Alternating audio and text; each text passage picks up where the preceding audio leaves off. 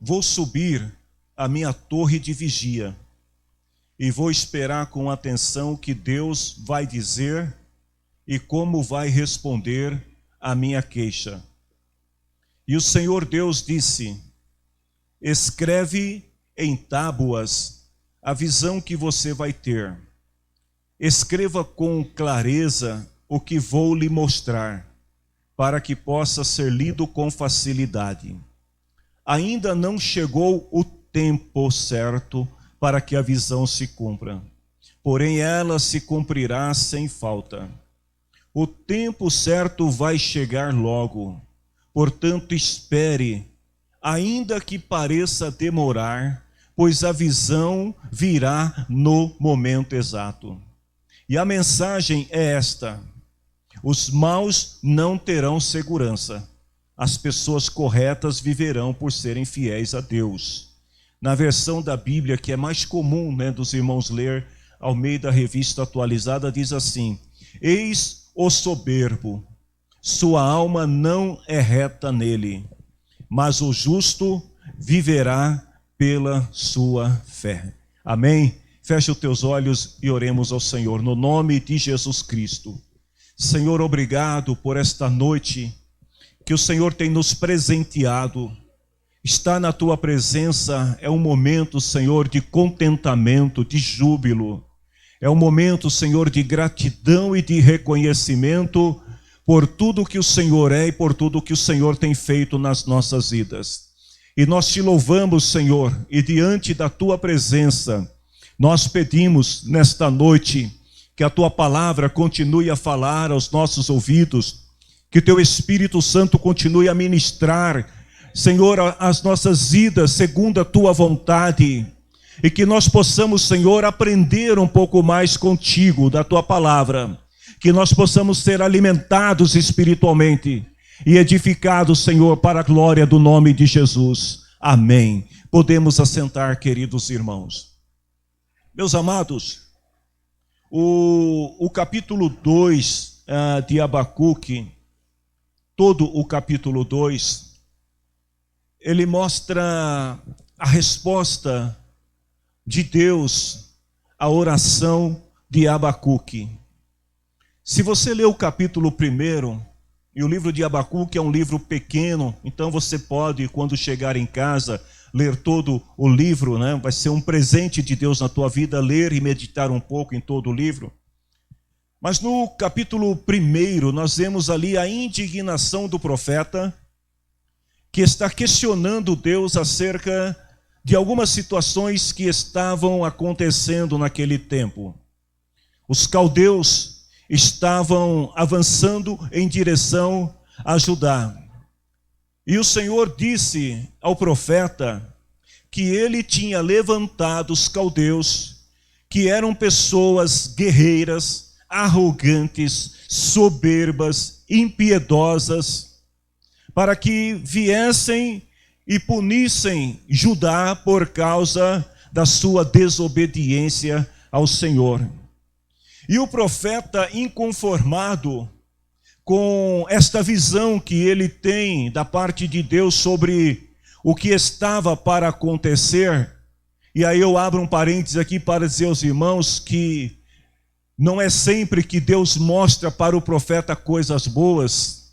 Às vezes Deus mostra coisas também que não são tão agradáveis, mas nós vamos ver que isto acontece porque Deus, ele tem um propósito maior na história, e o propósito de Deus está acima dos nossos interesses, independente de quem quer que sejamos. Então o profeta, ainda lá no capítulo 1, tem um lugar que ele fala assim para Deus, é no versículo 13. Como é que o Senhor pode tolerar esses traidores, esta gente má? Ele está indignado porque se Deus queria punir Judá, Deus poderia usar de outros métodos, mas usar o ímpio para punir o próprio povo de Deus é algo que estava além da compreensão do profeta. Então no capítulo 2, no primeiro versículo, ele toma uma decisão que eu penso que Todos nós deveríamos, em algum momento da vida, também tomar esta decisão do profeta, que ele diz assim: eu vou subir a minha torre de vigia, e há várias interpretações acerca desta declaração do profeta, mas eu entendo que ele está falando aqui de buscar um lugar privado, de buscar um lugar onde ele pudesse estar longe das pessoas, em silêncio, para ouvir o que Deus tinha para lhe dizer.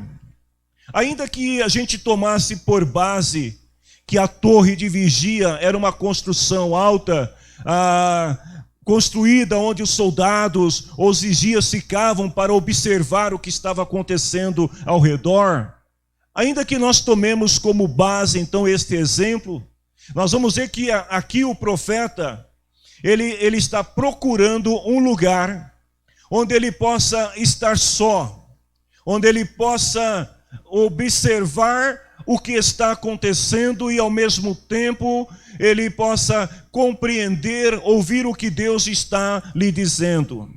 E então o Senhor vai mostrar para ele que da mesma forma que Deus levanta uma nação impiedosa para punir Judá, esta nação impiedosa também sofreria o juízo de Deus num determinado tempo, e assim como eles também, por um tempo, eles saquearam nações, reinos, mataram e destruíram pessoas, o Senhor diz para Abacuque, eles também irão pagar por tudo o que fizerem.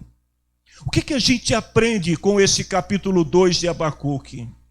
Eu gostaria de passar para os irmãos aqui alguns princípios que nós podemos tirar desta lição de Abacuque e que podem nos ajudar a compreender melhor o papel de Deus na história, tanto na história global da humanidade, na história de uma nação, como na nossa própria história de vida. E nós vamos poder compreender também a maneira como Deus trabalha de acordo com os seus propósitos, e a forma como Deus também reage em relação àqueles que permanecem fiéis a Ele, destarte qualquer que seja a situação que estejam enfrentando. Então, o primeiro princípio que nós aprendemos é que os acontecimentos históricos devem ser interpretados à luz do reino de Deus. Tudo que acontece, nós precisamos observar cada detalhe, vamos trazer esta palavra para os dias atuais, e nós vamos ver também que há muita impiedade, há muita injustiça, há muito engano, há muita mentira, há muita violência por toda parte do mundo, e é importante nós observarmos todo este contexto histórico, e procurar aplicá-lo à nossa condição de vida e à nossa fé. Ou seja, a história dos caldeus, a ascensão de um reino que sobrejuga ou sobrepuja outras nações e depois é destruído, é um princípio universal que mostra a maneira como Deus trata a humanidade. Vejam bem, se nós queremos ter paz interior, e eu penso que todos nós desejamos, semana passada eu estava lendo uma notícia no jornal que falava a respeito de um conflito que pode acontecer no início de 2022 envolvendo a Rússia e os Estados Unidos. E quando eu li aquela matéria, eu me interessei e comecei a procurar outras matérias semelhantes. E eu confesso para vocês que de repente eu estava preocupado com a minha segurança. Porque eu fiquei imaginando, se isto realmente acontece, isso pode de alguma maneira me afetar. E por que eu estou dizendo isso para você? Porque os acontecimentos à nossa volta, eles podem de alguma maneira causar alguma reação em nós, mesmo que nós não façamos parte desse contexto do acontecimento. Então, quando a gente observa isso, é importante também compreender a filosofia bíblica da história. Ou seja, o porquê Deus permite que determinadas coisas acontecem. E quando a gente entende o porquê, então aí nós vamos também conseguir encontrar esta paz interior, porque nós vamos perceber que toda a história da humanidade, independente dos acontecimentos neste momento, toda a história da humanidade está sendo guiada e dirigida por Deus para um propósito maior, que é o estabelecimento do seu reino. Então tudo aquilo que acontece, a exemplo do que aconteceu com Abacuque, Deus estava permitindo que o seu povo, que tinha se distanciado dele, passasse por um processo de disciplina, mas ao mesmo tempo Deus está atento à história, e os disciplinadores de seu povo, que se mostraram soberbos, arrogantes e não acreditaram em Deus, também sofreriam a punição por causa da sua soberba. Ou seja, quando a gente olha para os acontecimentos, e muitas vezes ficamos perplexos diante dos acontecimentos, nós precisamos entender que o que está acontecendo com você não é novidade para a história. O que você está passando, o que o mundo está enfrentando, o que as pessoas em qualquer lugar do mundo estiver passando neste momento, não existe nada de novo quando se trata de história. Ou seja, as coisas que acontecem hoje já aconteceram no passado. As guerras, os conflitos, as mentiras, os enganos, as opressões. De vez em quando isso acontece na história da humanidade. E quando a gente entende que a história se repete e que você não é o único peixinho fora da lagoa, ou que você é a única pessoa no mundo que está passando por esse processo, e você passa a entender que existe um propósito maior, Deus trabalhando através da história para revelar a sua graça, a sua bondade e estabelecer o reino dele. Quando a gente entende isso, aí fica mais fácil da gente se livrar, sabe, daquele fardo, daquele medo, daquela culpa, daquela preocupação de querer encontrar respostas para tudo. Porque é o que estava acontecendo aqui com o profeta Abacuque. Quando você lê no capítulo 1, ele começa questionando Deus. Ele quer entender, ele quer saber por que Deus está permitindo que os homens maus, eles tenham poder sobre os bons. Porque Deus está permitindo que aqueles que detestam, que desprezam o nome do Senhor, possam triunfar sobre aqueles que se dizem povo de Deus. Então, ao entender o propósito de Deus através da história, nós vamos nos livrar desse fardo de achar que não há explicação. O que você está vivendo não é novo. Outras pessoas estão nesse exato momento enfrentando a mesma situação, o mesmo problema que você está passando, talvez até em doses maiores. Todo o seu conhecimento, toda a experiência que a gente adquire ao longo da vida, observando, vivendo, aprendendo, ouvindo com as pessoas, nada disso pode trazer uma resposta que resolva os seus problemas.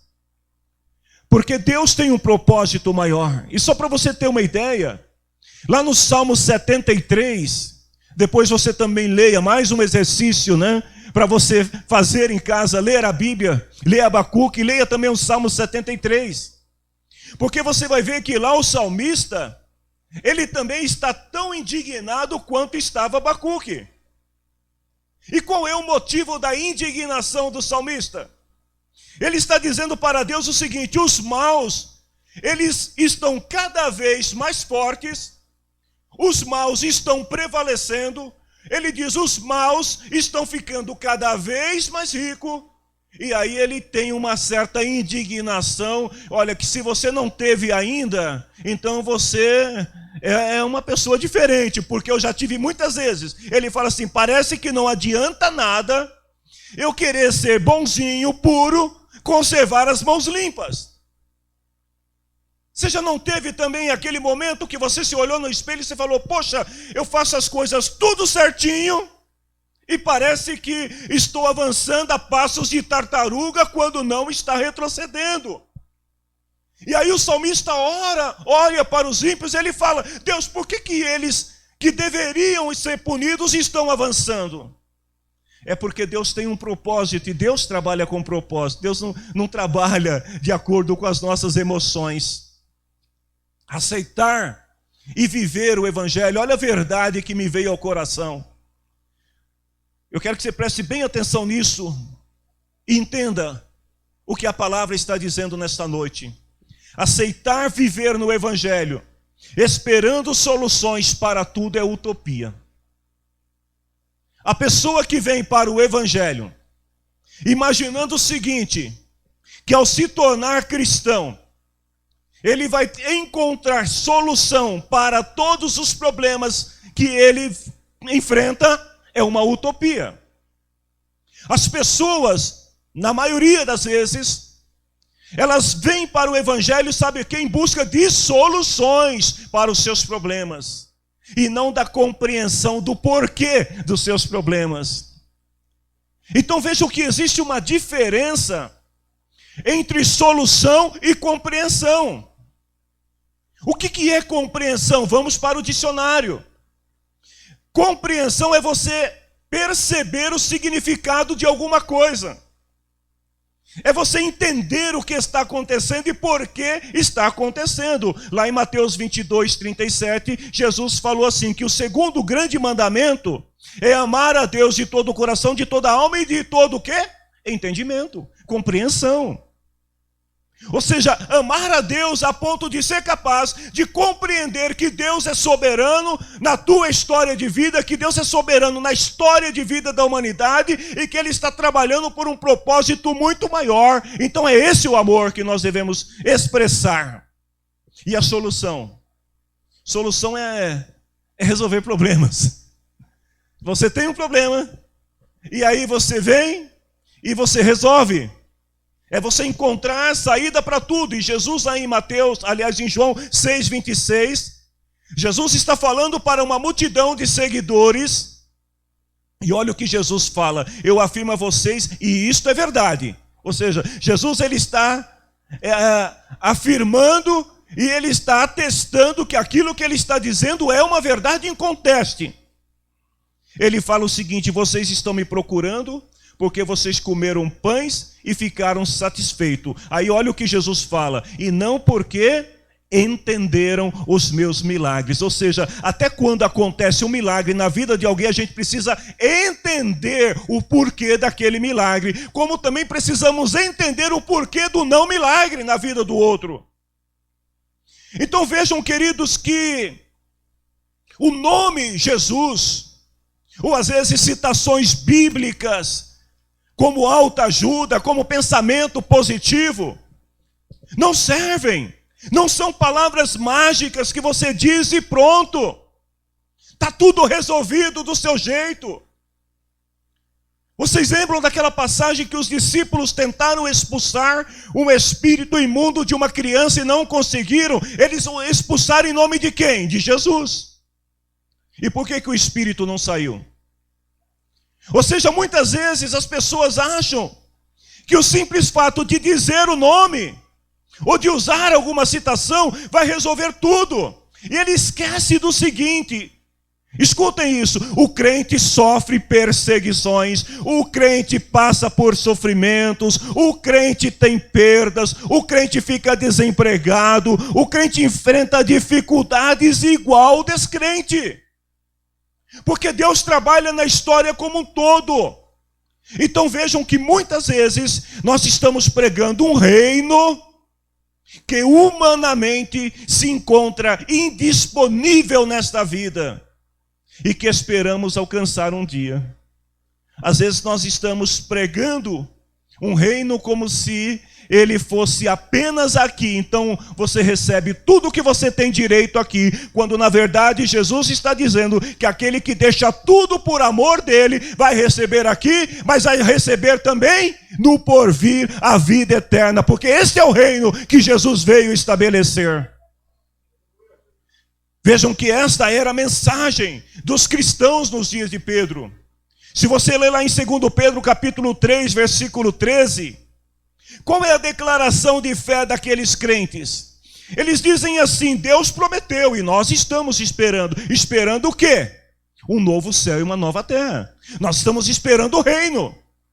Porém, muitas pessoas questionavam aqueles cristãos. E alguns até mesmo diziam para eles assim: você está falando que Jesus vai voltar, você está dizendo de um novo céu, de uma nova terra, mas eles dizem assim: onde está a promessa da sua vida? Porque desde que os nossos pais morreram, o mundo continua igual. E aí Pedro, ele faz o quê? Ele remete à história, porque Deus nos ensina através da história. E ele vai falar de quem? Ele vai falar de Sodoma e Gomorra.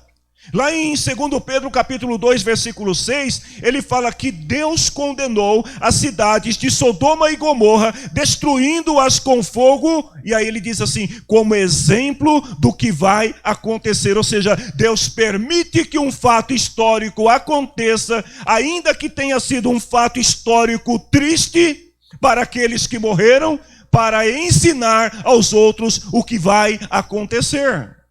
Então a resposta de Pedro para aqueles que estavam questionando é o seguinte: meus amigos, não esqueçam disso, que para Deus um dia é como 1000 anos, e 1000 anos é como um dia. É exatamente isso que Abacuque está falando. Se você ler com atenção o capítulo 2 de Abacuque, você vai ver que ele está dizendo exatamente isso quando ele fala assim, que ainda não chegou o tempo para que a visão se cumpra, mas ela vai se cumprir. Ou seja, para Deus não existe essa coisa de tempo. Tem que ser agora, tem que ser da semana que vem. O profeta estava dizendo aqui que Deus mostrou para ele que aquilo que ele falou que ele ia fazer, ele vai fazer, mas existe um propósito maior, e Deus trabalha através de eventos históricos para mostrar a glória, a grandeza dele e estabelecer o seu reino de gerações e gerações, de tempos em tempo. E o profeta diz assim: o tempo vai chegar, espere, ainda que pareça demorar, mas vai chegar.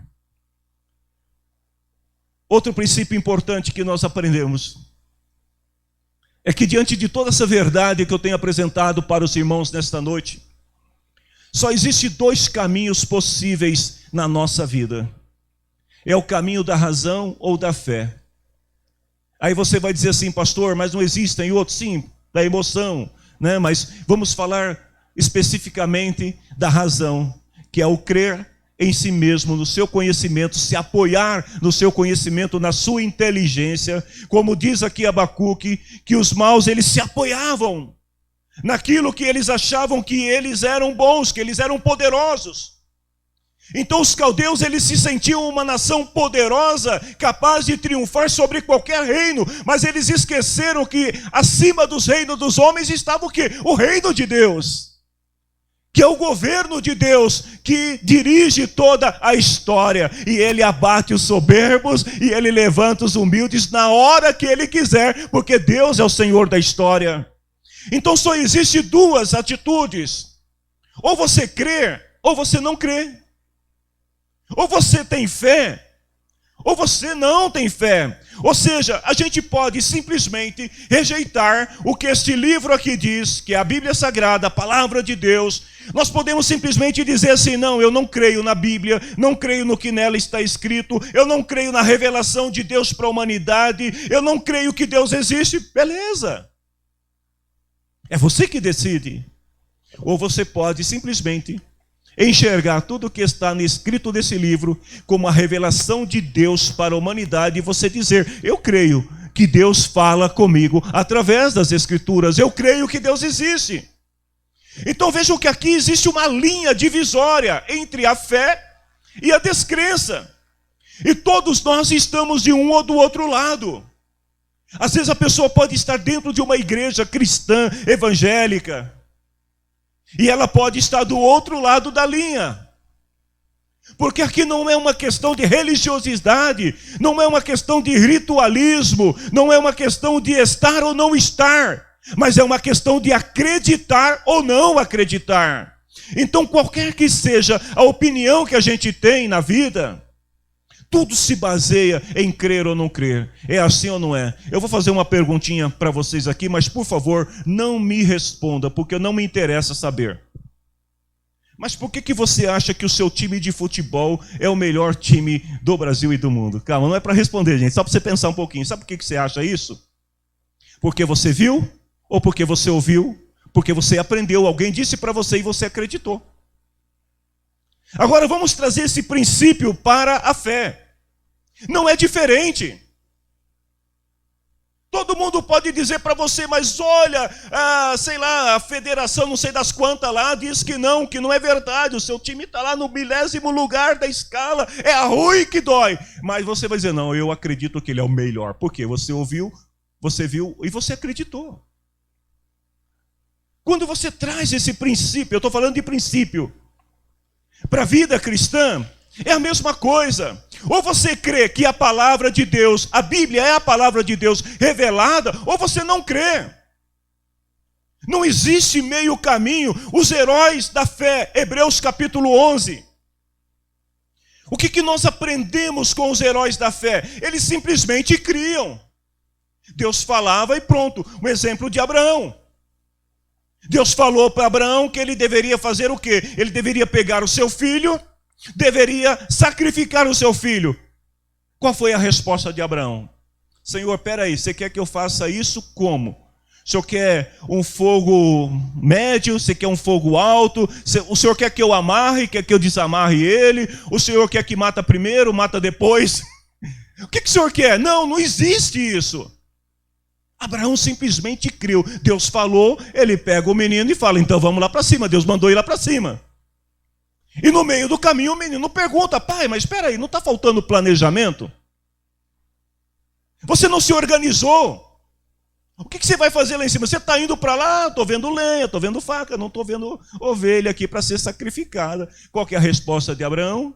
Deus para si o cordeiro proverá. Sabe o que é isso? É fé. Ou seja, a fé não se discute. A fé, ela está acima da razão. Quando a gente crê na palavra de Deus, não existe meio termo. Então, quando o profeta diz aqui que o justo, ele viverá pela sua fé, ele está dizendo o seguinte, ele tem uma conduta de lealdade, de fidelidade a Deus, que está acima de qualquer situação. Os caldeus vão vir, vão destruir a cidade, vão aprisionar alguns, vão matar outros, a destruição vai acontecer e ponto. Mas Deus continuará sendo Deus. E Abacuque diz, ainda que a figueira não floresça e que não haja fruto nas árvores, eu ainda vou continuar acreditando. Deus é Deus e ponto final. Isso é fé. Então todos nós temos que escolher. E eu te pergunto nesta noite, qual é a tua escolha? Crer ou não crer que Deus está no controle da história da tua vida? Crer ou não crer que Deus está te conduzindo, ainda que você não compreenda exatamente o que está acontecendo? A nossa vida se baseia nisso. Esse é o princípio bíblico. O justo viverá pela fé. E fé é aceitar a palavra de Deus. É estar disposto a viver de acordo com ela, independente de qualquer situação. O viver pela fé significa basear toda a nossa vida na fé em Deus. Este é o segredo dos heróis da fé. Os cristãos primitivos, por exemplo, quando eles aceitaram a palavra de Cristo, quem era Jesus para os cristãos primitivos? Eles conheceram a história de um homem que era carpinteiro. Vamos pensar um pouco quem era Jesus. Vamos olhar pela ótica natural, humana, histórica. Quem era Jesus? Jesus, um carpinteiro. Jesus, uma pessoa que nasceu em extrema pobreza. Jesus, filho de pai e mãe simples, que pregou uma mensagem para as pessoas do seu tempo e que por causa da sua mensagem acabou morrendo na cruz. Esta é a visão que o mundo de então tinha acerca de Jesus. Mas e os cristãos primitivos? Quem era Jesus? Jesus era tudo isso que você acabou de falar, mas ele era muito mais, porque Deus fez dele Senhor dos senhores, Deus o ressuscitou dentre os mortos, e Deus o colocou assentado à sua direita, para interceder por nós. Quem é Jesus? O carpinteiro simples, que Deus o fez Senhor dos senhores, para reinar sobre todos os povos para sempre. Este é Jesus, isto é fé. Então esta é a nossa posição. O justo viverá pela fé. É a nossa posição de crente. Deixa eu te fazer uma pergunta. Você acredita que o mundo pode melhorar? Com os governos que tem aí? Com a corrupção que tem aí? Com a violência que tem aí? Você acredita que o mundo pode melhorar? Não, eu não acredito. Mas qual é o princípio que deve reger a nossa vida? É o princípio que rege o mundo ou o princípio que rege a palavra de Deus? Que rege a palavra de Deus. E o que a palavra de Deus diz? Que vai chegar um tempo em que Deus vai se levantar para julgar todos os povos sobre a terra, e então ele estabelecerá um reino de justiça. Esta é a promessa dele, é nisso que eu creio. Ainda que eu morra como os meus antepassados morreram, mas esta fé ela continua viva, porque no dia em que isto acontecer, quando ele der a sua palavra de ordem, os que morreram vão ressuscitar e vão estar para sempre com ele. Isto é fé. A fé nos dá certeza absoluta que o mal será destruído e que a vitória será de Deus. Tem uma outra mensagem, eu não vou poder pregá-la hoje que não dá tempo. Mas ainda no capítulo 2, Abacuque fala sobre os 5 ais. Aqui cabe uma mensagem à parte. Os 5 ais que viriam sobre os caldeus por causa da impiedade. E este mesmo juízo que Deus traz sobre os caldeus, a história mostra que Deus também trará sobre o mundo presente, sobre aqueles que se corrompem e que seguem no caminho da maldade. Mas vejam bem, o princípio acima de tudo que nós devemos ter e acreditar é que Deus governa sobre todas as coisas. Ou seja, vai chegar uma hora, vai chegar um momento em que a palavra do Senhor vai se cumprir. Abacuque capítulo 2, versículo 14. A terra ficará cheia do conhecimento da glória do Senhor, assim como as águas enchem o mar. Você crê nisso? Se você crê, dá um glória a Deus aí. A terra vai se encher da glória do Senhor. Deus estava dizendo para Abacuque: Abacuque, os maus vão prevalecer sobre os bons, depois os maus serão punidos pela maldade, os bons vão se levantar, depois os maus virão novamente. Isso vai acontecer na história de tempos em tempos. Mas vai chegar um tempo, anote isto, é a visão de Deus para o profeta, em que a terra ficará cheia do conhecimento da glória do Senhor. Ou seja, nós não sabemos quando isto vai acontecer, igreja, mas nós sabemos que em algum momento o bem triunfará sobre o mal para sempre, e a glória de Deus brilhará para sempre. Os inimigos, eles podem se levantar contra a igreja. Os inimigos, eles podem se tornarem agressivos contra a igreja. Eu estava ouvindo uma declaração de uma pessoa que dizia assim, que não imaginava que na democracia haveria perseguição contra a igreja. Então essa pessoa dizia assim, que quando há muitos anos atrás se disse que o nosso país tinha se tornado um país democrático, com uma constituição democrática, a pessoa falou, acabou, não vai ter mais perseguição. E na democracia o que mais se vê é perseguição contra a igreja. Porque o mal, ele vai sempre se levantar.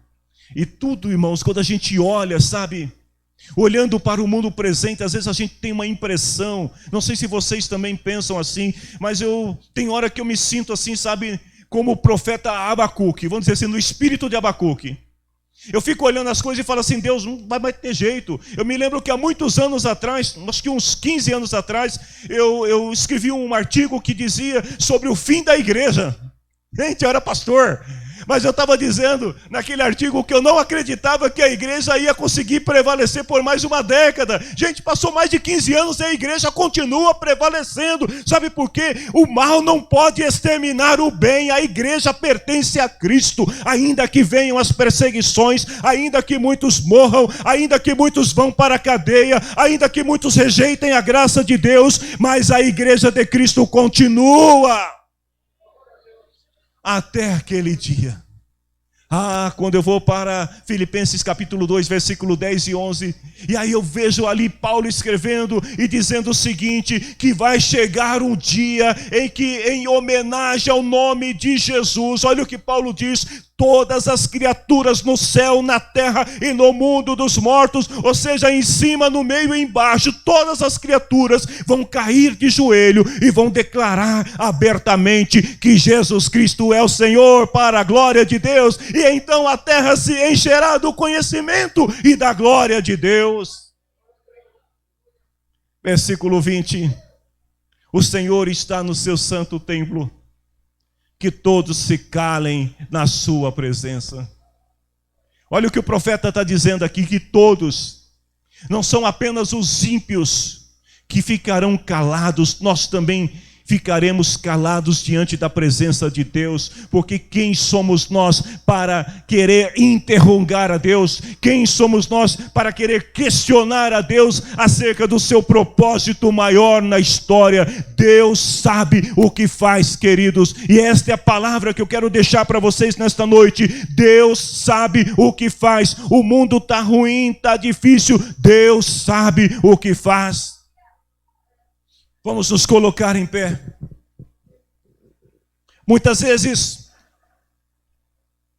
as pessoas perguntam por que Deus permite isso, por que Deus permite aquilo outro. Por que Deus faz isso, por que Deus faz aquilo outro. Olhemos para as Escrituras, para as palavras do profeta, onde ele disse assim: o soberbo, a sua alma não é reta. Os maus não prevalecerão para sempre, mas o justo viverá pela fé. E Deus do seu trono, Ele acompanha todos os acontecimentos históricos. E Ele vê tudo o que está acontecendo. Deus tira Moisés de um lugar de destaque. Deus tira Moisés da corte do Egito. Deus tira Moisés de um lugar onde ele tinha a sabedoria do mundo à sua disposição. E Deus leva Moisés para onde? Para o silêncio do deserto. E no silêncio do deserto, Deus fala com Moisés, e Deus escreve uma história linda a respeito de Moisés e do povo que ele haveria de libertar. Deixa eu falar uma coisa para você. Provérbios capítulo 3, versículos 5 e 6. Confie no Senhor de todo o seu coração. Confie no Senhor. Eu não sei como que você está hoje, como que o mundo está à sua volta. Eu não sei como está sendo escrita a sua história de vida neste momento, mas a palavra diz: confie no Senhor de todo o seu coração. Não se apoie na sua inteligência, não se apoie na sabedoria do mundo, no conhecimento do mundo, na experiência, que muitas vezes achamos que é o suficiente para triunfar sobre determinadas situações. Apenas confie no Senhor. E olha o que a palavra diz: lembre de Deus em tudo o que você fizer. Não fique buscando soluções para tudo. Busque a compreensão. Busque entender porque Deus permite, porque Deus está fazendo assim. E aí o sábio diz: Deus lhe mostrará o caminho certo. Amém. Isto viverá pela fé. A tradução literal desta palavra é: o justo viverá pela sua lealdade, pela sua fidelidade ao Senhor. que você confie sempre no Senhor. Ele escreve a melhor história a teu respeito, ainda que às vezes o caminho seja um pouco íngreme e escuro. Deus está escrevendo a melhor história para a sua vida. Louvado seja Deus.